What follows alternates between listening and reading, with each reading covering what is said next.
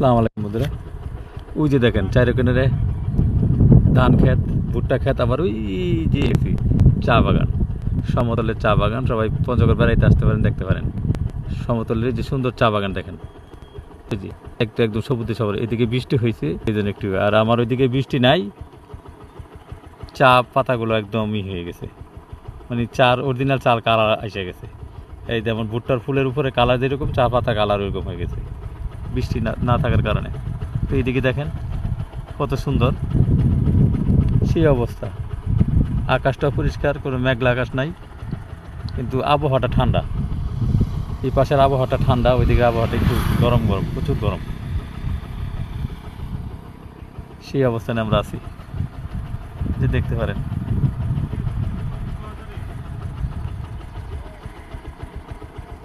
হ্যাঁ দোস্ত বলো।